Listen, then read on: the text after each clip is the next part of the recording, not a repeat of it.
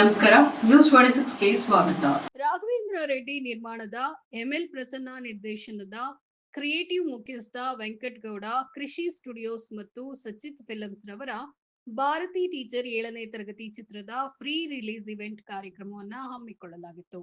ಈ ಚಿತ್ರದಲ್ಲಿ ಕಲಾವಿದರಾಗಿ ವಿಶೇಷ ಪಾತ್ರದಲ್ಲಿ ಮಾನ್ಯ ಕಾರ್ಮಿಕ ಸಚಿವರು ಸಂತೋಷ್ ಲಾಡ್ ಮತ್ತು ಆದಿತ್ಯ ಉಳಿದಂತೆ ರೋಹಿತ್ ರಾಘವೇಂದ್ರ, ಕುಮಾರಿ ಯಶಿಕಾ, ಸಿಹಿಕಹಿ ಚಂದ್ರು, ಗೋವಿಂದೇಗೌಡ, ಅಶ್ವಿನಿ ಹಾಸನ್, ದಿವ್ಯಾ ಅಂಚನ್, ಬೆನಕ ನಂಜಪ್ಪ, ರಂಗಸ್ವಾಮಿ, ಸೌಜನ್ಯ ಸುನೀಲ್ ಮುಂತಾದವರು ನಟಿಸಿದ್ದಾರೆ.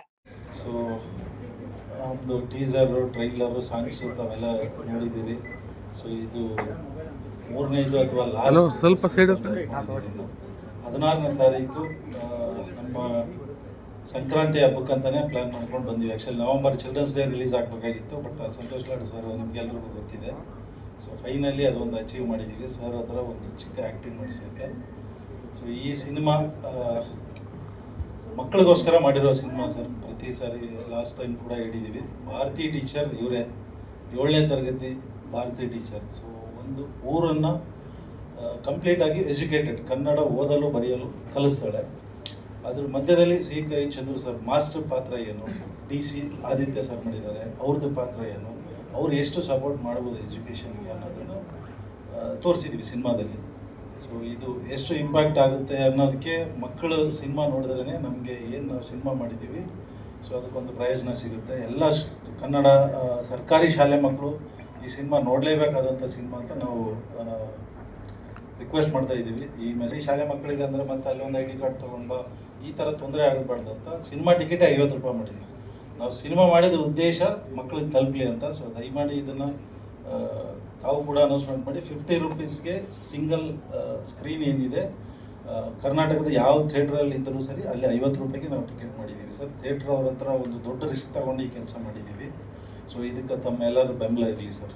ಮುಖ್ಯವಾಗಿ ಭಾರತಿ ಟೀಚರ್ 7ನೇ ತರಗತಿ ಚಿತ್ರದ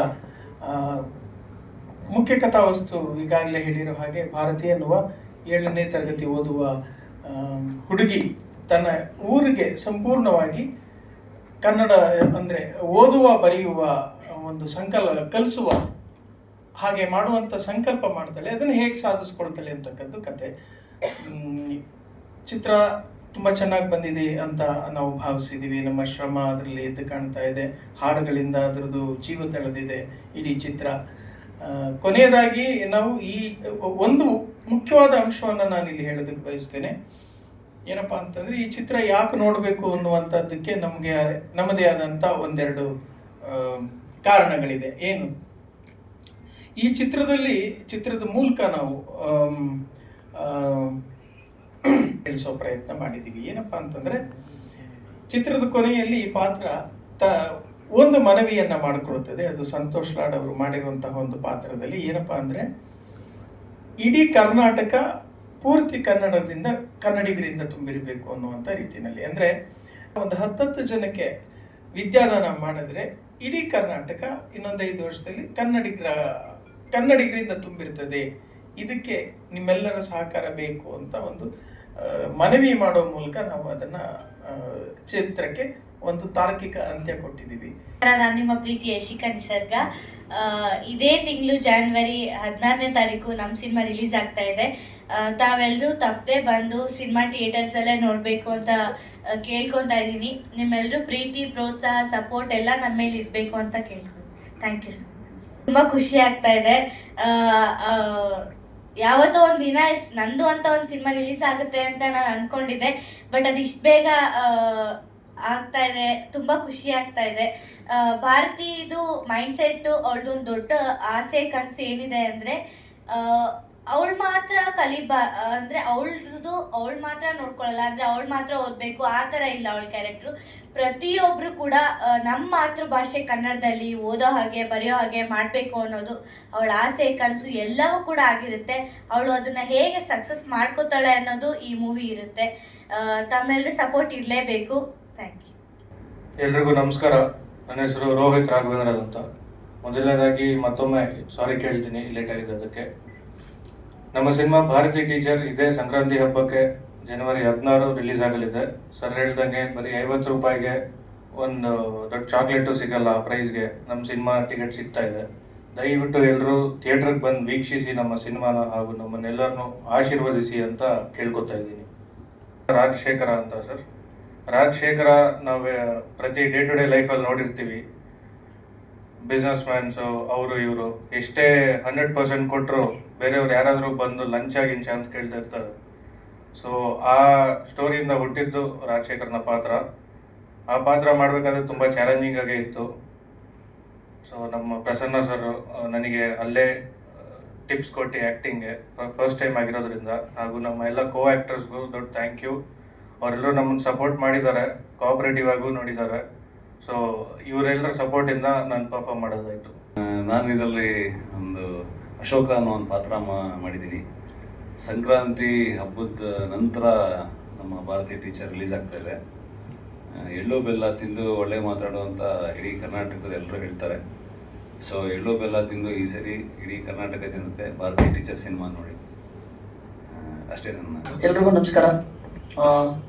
ಏನಂದರೆ ನಾವು ಆಲ್ರೆಡಿ ಮುಂಚೆನೇ ಹೇಳಿದ್ದಾರೆ, ಆಲ್ರೆಡಿ ಎಲ್ಲ ಮಾತಾಡಿದ್ದಾರೆ ಸರ್. ಇದು ನಾವು 50 ರೂಪಾಯಿ ಮಾಡಿದ್ದು ಯಾವುದೇ ರೀತಿ ಜನ ಕ್ರೌಡ್ ಫುಲ್ ಆಗಬೇಕು ಆ ಥರ ಈ ಥರ ಏನು ಬೇರೆ ಇಂಟೆನ್ಷನ್ ಅಲ್ಲ.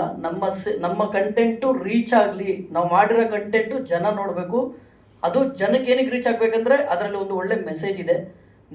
ನೀವೆಲ್ಲರೂ ನೋಡಿದಾಗಲೂ ಕೂಡ ನಿಮ್ಗೆ ಅನ್ಸುತ್ತೆ ಹೌದು ಇದರಲ್ಲಿ ತುಂಬ ಒಳ್ಳೆ ಕಂಟೆಂಟ್ ಇದೆ, ಒಳ್ಳೆ ಮೆಸೇಜ್ ಇದೆ, ಒಳ್ಳೆ ಸಬ್ಜೆಕ್ಟ್ ಇದೆ ಅಂತ ನಿಮ್ಗೆ ಅನ್ಸುತ್ತೆ. ಸೊ ಅದೇ ರೀಸನ್ ಇಟ್ಕೊಂಡು ಸೆಕೆಂಡ್ ಥಾಟ್ ಮಾತಾಡಿಲ್ಲ ಪ್ರೊಡ್ಯೂಸರ್ಗೆ. ನಾವು ಡೈರೆಕ್ಟ್ರು ಸರ್ ಈ ಥರ 50 ರೂಪೀಸ್ ಪ್ಲ್ಯಾನ್ ಮಾಡ್ತಾ ಇದ್ದೀವಿ ಅಂದಾಗ ಏನಕ್ಕೆ ಅಂತ ಕೇಳಿದ್ರು. ಇಲ್ಲ ಈ ಥರ ಜನ ಅಟ್ಲೀಸ್ಟ್ ಜನ ಫ್ಲೋ ಆಗಬೇಕಲ್ವಾ, ಗುಡ್ ಐಡಿಯಾ ಆಯಿತು.